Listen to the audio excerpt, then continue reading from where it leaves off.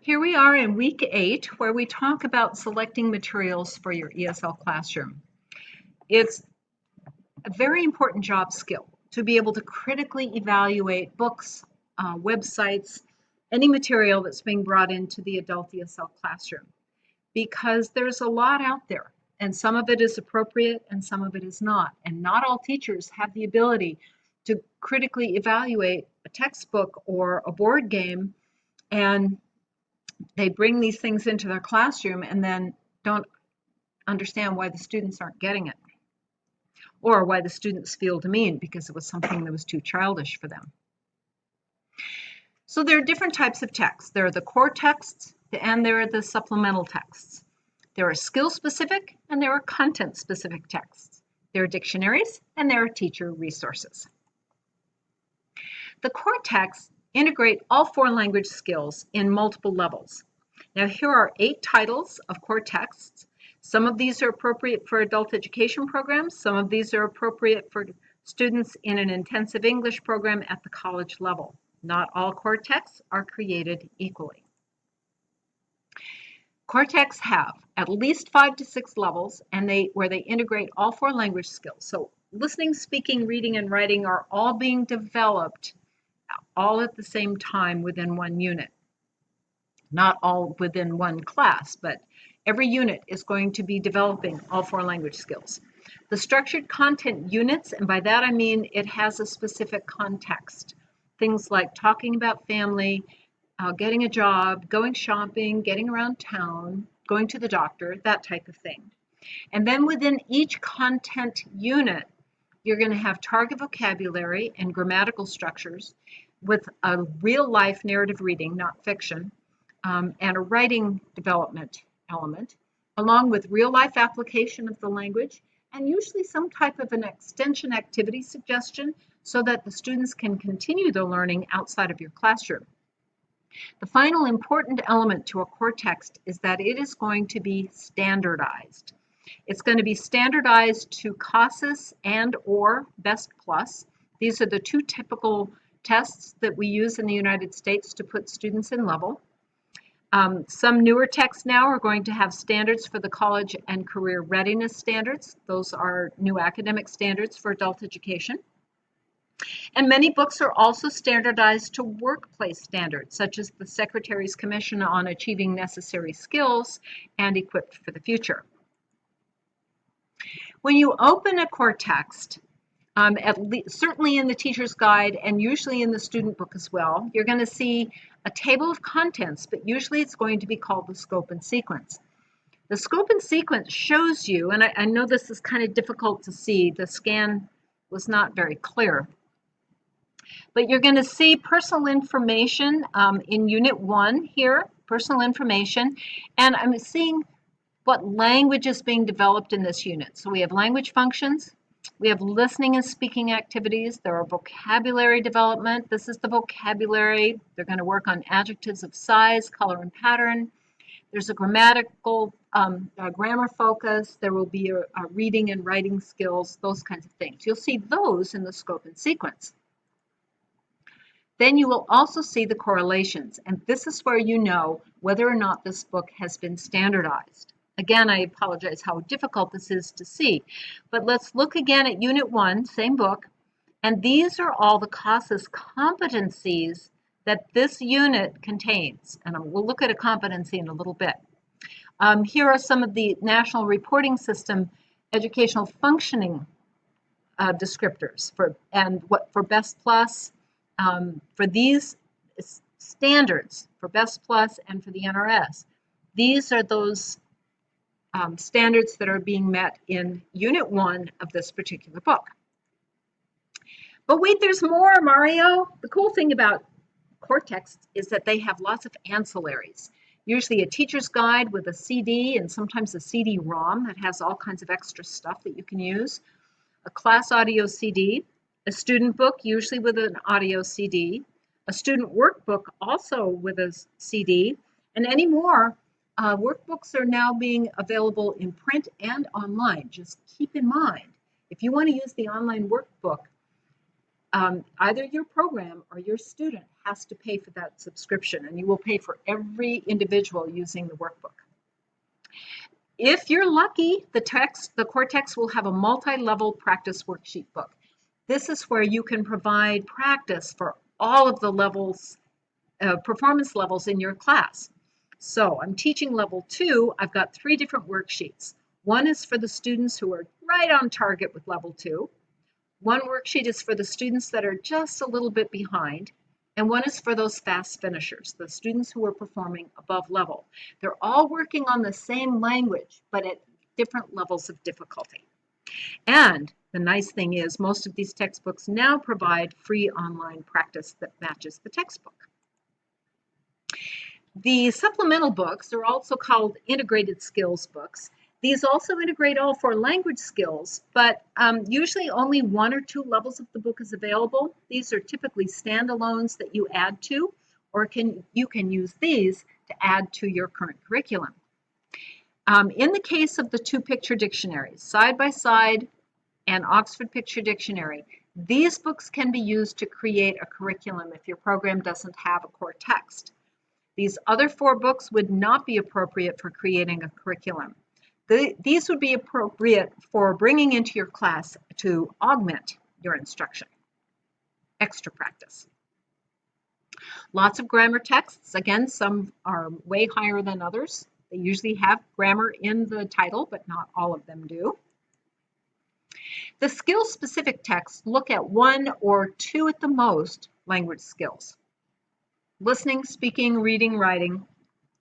These books are only going to focus on 1 or 2 of those skills.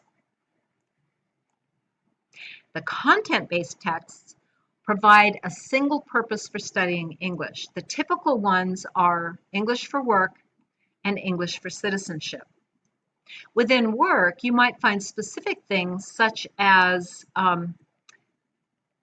here is English for construction, excuse me. Key vocabulary for a safe workplace includes a lot of critical vocabulary for reporting accidents and that type of thing. Lots of great dictionaries for adult learners, the photo dictionaries, the picture dictionaries, and the word dictionaries. And then finally, great teacher resource books. These cannot be used as texts. These books contain ideas and activities that you can bring in to supplement what you're doing to augment your teaching. The Index Card Games for ESL is a wonderful book. And if you go to COTESOL, you can probably pick this up for just a few bucks. Now, how can you tell what comes with your book? Let's say you're just looking at a student book, you've never seen it before, you don't know what else comes with it. Well, read the introduction to the teacher because it may tell you there, or look on the back cover. This is the back cover of Ventures 2. I see that Ventures has 6 levels. It has a student book with a CD. It has a workbook with a CD. It has online workbook options. It has free online practice in the Ventures Arcade. It has a free teacher's resource room. I know you can't really read these scans very well, but it has free teacher's resource room. It has a teacher's guide with a CD-ROM, and this particular title also comes in a CD-ROM version called Classware. If you have the technology in your classroom, you put this CD-ROM in your computer and you display it with your projector and you can blow it up on the screen, you can write on it, you can do all kinds of great interactive stuff with the text. Now, how do you know what level book to use? Well, again, read the introduction and see if this book is standardized to the test that you're giving, say CASAS. It may show you if your students scored this on CASAS, this is the book for them. Or they may use the titles for those levels: pre-beginning, low beginning, high beginning, low intermediate, and high intermediate. We will see these levels more week after next when we start looking at assessing learners. But when I look at this and step forward, I can immediately see there's no step forward book for level 6. I would have to augment. I would have to find some supplement so that I could have a level 6 class. Be very careful. Don't rely on the publisher's stated levels. Read the introduction and know how your learners are placed in level. You can check against the NRS functioning levels. You'll see that CASAS and Best Plus, they are included in the National Reporting System's educational functioning levels for adult ELLs. If you're using some type of in-house test, chances are it's not going to be included in the NRS table because it's not a standardized test. Don't confuse the CASAS skill levels with the CASAS competencies. Remember all of those bizarre numbers we saw on the competencies page a few slides back? Well, here's an example of one. This has nothing to do with level. This is a language function that you can teach at any level. It just depends on the degree of difficulty and complexity. So competency 0.1.3 is the ability to understand or use appropriate language to influence or persuade. For example, to caution, advise, persuade, or negotiate. Now, a level 1 student could be learning how to say, watch out, the floor is wet. Whereas a level 6 student might be learning to say, don't let that machine run too long or you will overheat it. The competencies can be taught at any level. The skill levels are what a student can do at their various levels of ability. Now, another thing to think about is whether this book aligns with adult learning theory. Kathy Santapietro-Waddell took Knoll's Conditions of Adult Learning. She took key criteria for selecting a textbook and she aligned them to the conditions of adult learning. So you're going to be using this particular document this week as you evaluate part of a textbook. Think about, what is the readability of the text? There are lots of ways you can determine this, and we're not going to go into them right now. We'll do that in class, but they come with a huge number of caveats.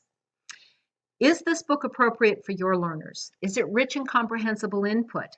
Which language skills are being developed? Do you need to supplement it? And if so, with what? How? What is the book's overall approach? So in other words, what is a learner expected to be able to do from the very first page of any given unit? And can any of that book be copied? Copyright law says you may copy 10% of a book's content for educational purposes. 10%. So you can't be copying your student book. You can probably be copying the multi-level worksheets. Always check the footer of a page and see if it is copyrighted or if it says permission granted to photocopy.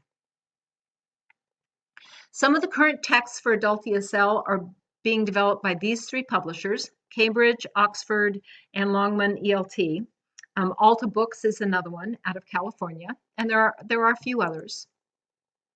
But what about technology? Mobile apps, online practice, or the hybrids like Kahootit that you can do either on a mobile app or a computer? You need to be applying the same critical thinking to using these as you would a textbook. So your assignments this week, read Chapter 8 and read the new independent study course, How to Choose a Good ESL Textbook. You're going to use page 11 from that. You're going to receive 1 textbook scan via internal messaging. It'll cover everything, both covers and everything up to the end of Unit 1. And use the evaluation form in D2L and page 11 from the ISC to evaluate the book. But there's more. I'm going to send you to go fetch. Go find an online site or an application for learning and practicing English. Evaluate the site using the same criteria that you've learned this week and post the link to that in the discussion. Tell us why you think that's a good site for adult learners and maybe what level learner you think would be able to use it. Then go to your classmate sites and comment on those. Some of the ESL core texts have free online practice and teacher support. And wait, there's more. I'm going to send you a short document, and I mean short, a 1-pager, about a common misconception for English language learning. You're going to read your myth and become the expert on it and be prepared to make a short presentation or report in class next week. And so with that, I'm going to say go for it and leave you with a pica because, you know, picas. There's nothing cuter. I will see you Saturday. Bye-bye.